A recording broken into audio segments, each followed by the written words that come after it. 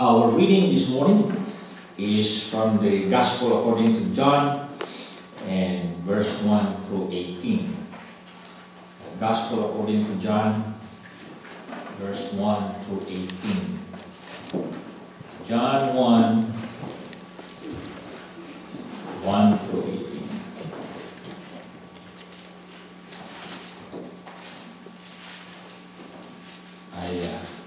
I'm reading from the New American Standard Version.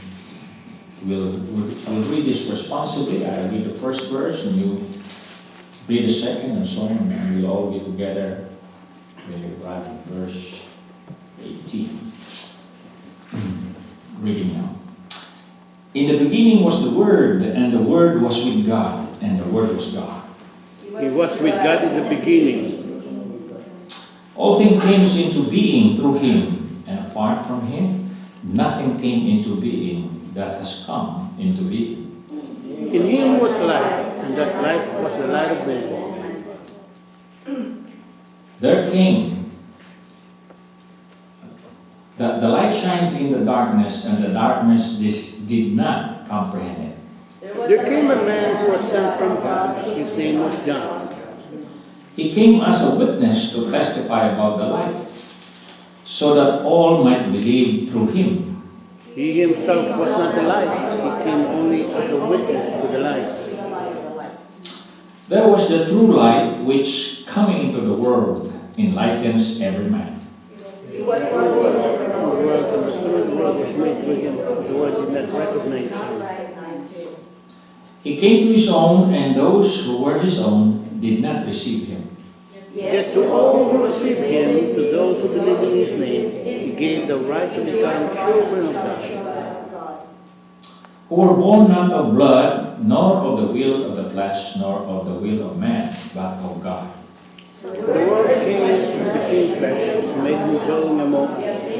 We have seen his glory, the glory of the one and only, who came from Father, full of grace and truth. John testified about him and cried out, saying, This was he of whom I said, He who comes after me has a higher rank than I, for he existed before me. From the fullness of his grace, we have all received one blessing after another. For the law was given through Moses, grace and truth were realized through Jesus Christ. It's all read together. No one has ever entered God, but God, the one and only God, who is the Father, has made us. May the Lord bless reading His words. All may be said. Let's look to God in prayer. Father in heaven, we once again thank you for the joy that is ours to be in your presence this morning as we worship. Speak to us afresh through your word. I pray, Lord God, that you will hide this portion behind the cross of Christ, that Jesus be magnified. Let the Holy Spirit come and empower your poor servant, Lord. Humble us so that in due time you may show us together at the coming of Jesus. For we pray in his blessed name, Father. Amen.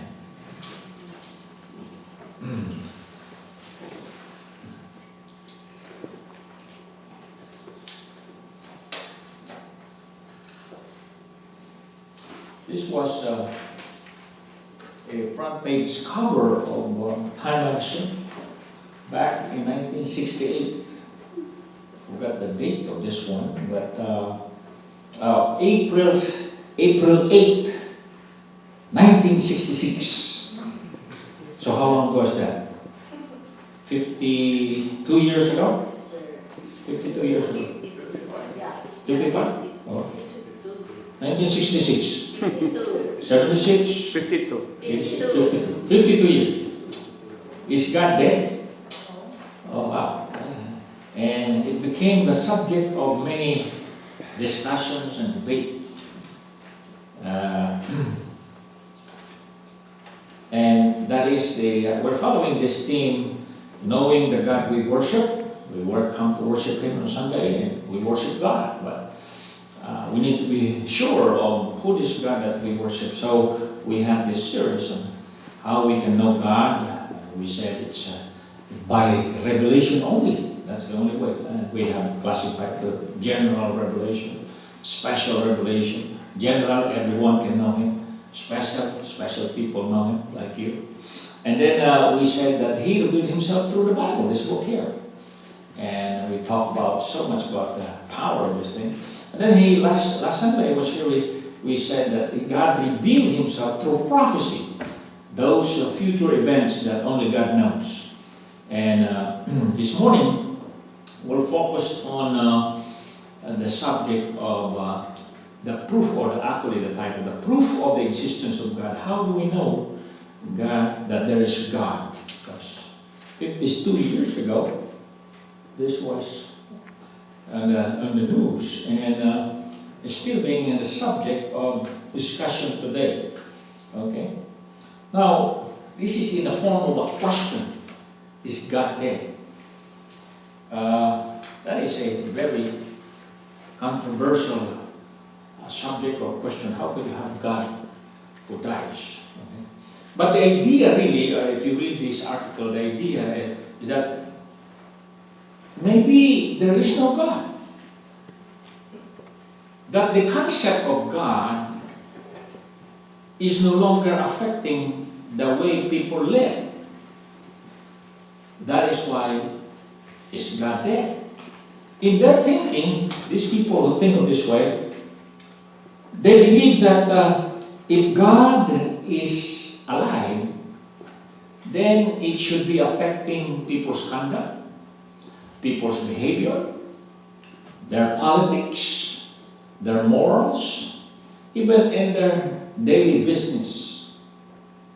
But if God is not affecting their thinking, their conduct, their behavior, their politics, their morals, their business, if God doesn't affect that, maybe God is dead. And many people believe that. They believe that God really does not exist. It's just a product of religion. They say God is the invention of religion. There is really no God out there. And this concept today, very popular in colleges here in America, but I'm sure it's not only here in America, but especially here. That this idea that there is no God, and that idea of God is already dead, is prevalent all over the place. Not only in college campuses, but also in politics. There was once a time that you have to have religion if you're going to run for a political office, or you won't get elected. Today, you can be in trouble if you bring religion in your politics. Did you know that? Unless you don't watch the news. That's why they say, do not bring your religion in your politics. You leave that religion at home. That is a private matter. That is between you and your God, whoever your God is. Do not include the others of that. That is popular today. That is popular. That's why a politician or the one in office can be castigated. I think it was President Bush, a long time ago, when he mentioned that when he makes decision, he pray first. Boy, he was lambasted for saying that. Okay. But if you go back maybe 30, 40 years before that, then you're in trouble if you say you'll pray. So it swings that way. Okay. The only thing is God is the same yesterday, today, and tomorrow. Doesn't care less of what you think and what I think. Is the same. The religion, according to many, was created by some smart people. Until today, those who create their own religion, they're not dummies, they're smart. They're created by smart people in order to control others. That's why a German philosopher by the name of Karl Marx, this is what he said: religion is the opium of the masses. You know opium, right? It controls your mind. You no longer, you lose control. Opium is controlling you if you smoke that thing. So they say that's the religion is like that. It is used by smart people to control the masses of people to follow what they want to do. And they use religion to do that. And of course, in that religion, there has to be a God. And so they say, that's what the atheists are promoting. And I'm telling you that those kids out there in the colleges and campuses, that's what they are being bombarded every day. They laugh at you, they ridicule you. You say you believe in the Bible, you believe in God. You're in a very small minority nowadays. And so, if you leave God out of your life, you become the God of your life. Simple. And so, as far as you are concerned, God is dead. Your answer to that question is God dead? Yes. If you leave God out of your life, then the answer to that question is dead. If you leave God out of your thinking, if you leave God out of your morality, if you leave God out of your future plans, then God for you is dead. You are the God. But the question is God dead in your life? Don't look at somebody, look at yourself. Think of yourself. Is God dead in your life? Because oftentimes when we ask that, you look for somebody else. No, don't look at others. Look at yourself. Is God dead in your life? And somebody said, how would I know, Pastor, if God is dead in my life? How would I? Again, I would say, if God is not affecting your life on a daily basis, then God is dead for you. If God is not affecting your plans for the future, then God is dead for you. That's why I like people when they say, I plan to do this, I plan to move there, but I'm praying for it. In other words, God is not dead to that person. Okay? But if God is not in the picture, God is dead for you. If God is not affecting your conduct or your behavior, you just do whatever you want to do, say what you want to say, you do your own business, God is dead for you. And if you're not listening to what I'm saying, God is dead for you. Okay? If God is not affecting where you bring or where you keep your money, God is dead for you. Because the Bible says every good and perfect gift comes from God. Whether you believe it or not. And if God is not part of what the blessings and the things that He's given, then God is dead for you.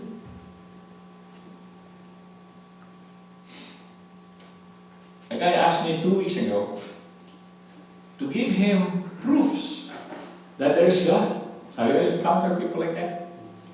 Ask me, can you prove to me? He said, because I asked him, I believe in God. He said, what? Prove to me that there is God. Okay? In other words, he believed that God is dead.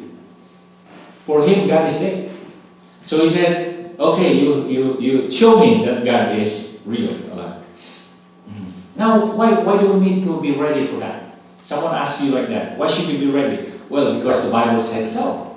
Peter, 1 Peter chapter 3, verse 15 says, But sanctify Christ as Lord in your hearts, always being ready to make a defense to everyone who asks you to give an account for the hope that is in you. Oh, but he qualified it. Don't punch people on the head. With gentleness and reverence. You see, that's the way you should explain your side. That's the way you should talk to people that your side is the right side. Don't try to grab them by the throat or face to face in the mouth. Because some people, they don't literally grab them on the throat. Oh, but when they say it, it's like grabbing them on the throat. They can sense whether you are gentle and reverent. Now, I like it in NIV because it says, but in your hearts revere Christ as Lord, always be prepared to give an answer to everyone who asks you to give the reason for the hope that you have. You see? Are you ready to give an answer when people ask you? And I think there's a reason why many of the young people who goes to college, they come back and are no more interested so much in church because they don't know the answer. No one gave them the answer. So when they got out there, they got dumbfounded. Oh, maybe the one they taught me in church is wrong. Because I don't know the answer. So it is the job of the church to prepare those who come through that door to give them the answer. Amen. That's why we have Sunday school and all these fellowship groups. They're not there just to have dinner. Believe me, they got good food on these fellowship things. They even give me every time I go home. My wife always say, "What did you bring?" She's expecting I got something back home. And Sister Grace is not here. She's always nice to give me something. Even though I'm not asking for it, she always prepares something and bring up. Bless her heart. You tell her that. I appreciate that. But you see, the reason why we're there in this fellowship is that we may be ready when the time comes people ask. And sometimes they don't ask. But in their mind they're asking. They're asking. That's why this morning, the title here is Proof of the Existence of God. Very basic. I dug up, when I was in Bible school, remember the teacher. He said, "You need to buy this book there at CLC, Christian Literature Crusade." It's a very basic. It's a handbook for Christian leaders. Maybe we all need to have that handbook. And the first section of that book is this: the proofs of the existence of God. Because after all, when you are going to serve, you're going to serve God, right? Serving God. When you come to worship, you're worshiping God, right? But do you know this God? Some people ask you, "I don't believe in God. Show me." And so in that book, that's the first chapter. And so we'll break it down this morning as in answering this question, is God dead? Or how do we know? How can we prove? First section is we're going to focus on what I call the logical proof for the existence of God. Now, these proofs appeals to the human intellect. You see, you and I,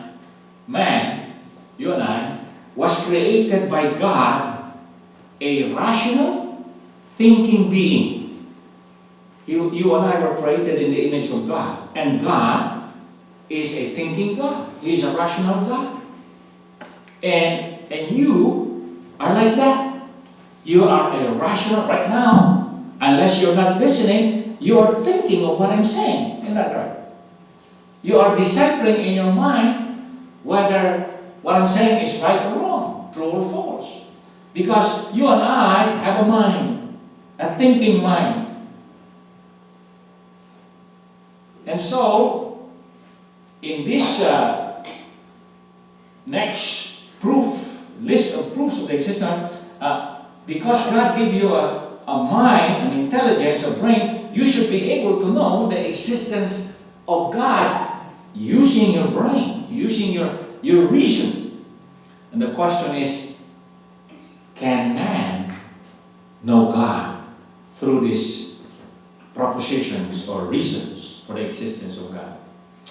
By the way, Thomas Aquinas, one of the greatest theologians of the Roman Catholic Church, has presented this, but he got this actually from, they say, Aristotle. Go back to the ancient Greeks. The Greeks are smart people. That's why in our Sunday school this morning we talk about the Greeks, because Paul was writing to the Corinthians. They are Greek.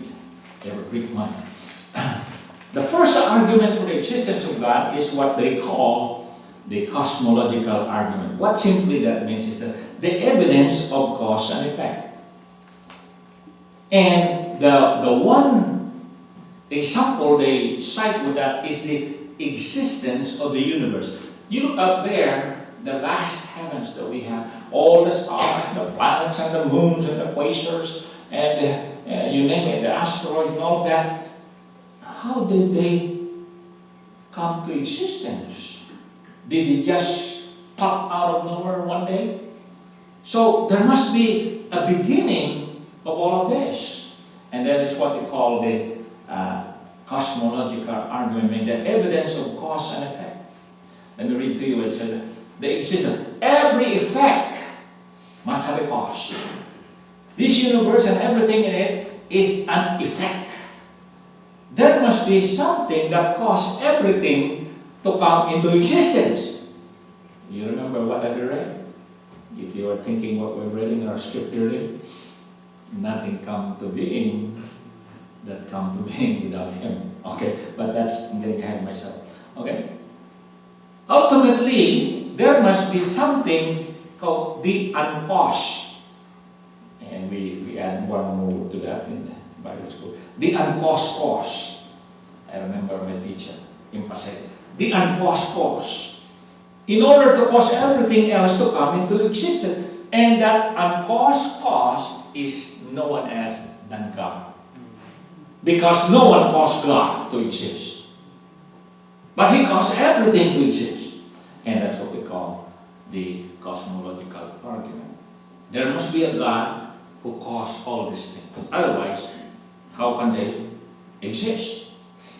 Now, of course, go to college and they'll tell you, well, it started one day and called Big Bang. Well, what caused the Big Bang? You cannot just bang without cause. Well, that's another matter. The other one is what we call a teleological argument, the evidence of design or purpose.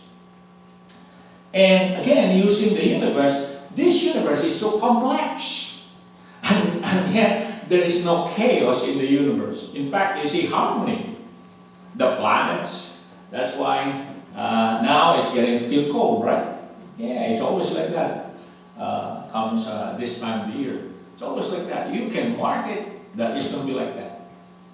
And I like to read it because in the scientific thinking, the theological arguments state that since the universe displays such an amazing design, there must have been a divine designer. For example, now this is a good one. If the earth were significantly closer or farther away from the sun, our distance from the sun, if we get closer or farther, no life would live on this planet. That distance is precise to sustain life on this planet. And that's why they say we are the only one that has life in the solar system because of that distance. There may be E.T. out there, I don't know. Okay. Significant, it would not be capable, that means the earth, if it's closer or farther, it would not be capable of supporting much of the life it currently does. If the elements in our atmosphere were even a few percentage points different, nearly every living thing on earth would die. The odds of a single protein molecule forming by chance is in 10 to the power 243. That is 1 followed by 243 zeros. For life to occur in a single cell, the chance of that happening is 1 plus 243 zeros. It's just like saying, no way that will ever happen. Oh. And that is what we call the evidence of design and purpose. And yet, they are here. So complex, the DNA and all of that, it determines whether you're going to be blonde or blue eyes or whatnot. That's design. the coming of the season, the falling of the leaves, has a design. And that points to the great design of God. The third argument for existence of God is what they call the ontological argument, the evidence of the idea of perfection. Nothing imperfect can conceive of a perfect thing. How can an imperfect think of a perfect? It's just like saying, how can an unclean become holy? No way. So, here is a man, imperfect. Are you perfect? Have you seen one who is perfect? Perfecto is one, but he is not here. Look, man. If man is imperfect, how can he think of a perfect thing? And yet man conceive of a perfect thing. That's why I was introduced to a man the other day. He said, he's so perfectionist. But is he perfect? We just borrow the term, right? Because no one's perfect. Okay? Something, and therefore, something or someone that is imperfect cannot possibly create a perfect thing or idea. Oh, but man has the idea of perfection. Where did he get that? If he himself is imperfect. Oh, that's why he said, it can only come from a perfect God. And God's existing. Then the fourth one is what they call anthropological argument, the evidence of the nature of man, or some call it the moral argument. Moral argument. Man is a moral creature. Every culture throughout history has had some form of law. The oldest one is, they say, the Code of Hammurabi. Well, there's one also in the Philippines, you know that? What is the code in the Philippines? If the Babylonians have the Code of Hammurabi, what about the Filipinos? The Code of who? Don't say Katipunan. The Code of Kalansiao. I Google that. I think that's from Visayas. But these are laws to govern human conduct. Everyone has a sense of right and wrong. Murder, lying, stealing, and immorality are almost universally rejected. Where did the sense of right and wrong come from, if not from a holy God? How come every culture, they reject murder, they reject lying, they reject stealing, they reject immorality? Why is that? Because they have a sense of right and wrong. Oh, because there is a moral being that originates all that. That's why there's a debate. One of these days I'm going to preach on dancing, because they always mention, Pastor don't like dancing. No, I don't. I like dancing. I dance too. But that's another thing. I'll say that when it's my last sermon. I'll say that. So it's going to be quite a long time. Just kidding. Despite all this, the Bible tells us that people will reject the clear, undeniable knowledge of God and believe a lie instead. That's why I was so surprised after I gave the man my arguments. I don't believe it. I don't believe it. That's right. These arguments appeal on the intellect, on reason, which is corrupted by the fall. That's why I don't care how good the argument. There's still plenty out there, majority who still won't believe it. And the Bible says that, Romans 1:25. What does it say? They exchanged the truth of God for a lie, and worship and serve created things rather than the Creator, who is forever praised. Amen. The Bible also proclaims that people are without excuse for not believing in God. Again, Romans 1, 20 says, "For since the creation of the world, God's divine qualities, His eternal power and divine nature have been clearly seen, being understood from what was made, so that men are without excuse." You see, it's in the intellect that these arguments are presented. And the intellect is not good enough to penetrate the mysteries of God. Why is that harder? I think of at least 3 reasons why.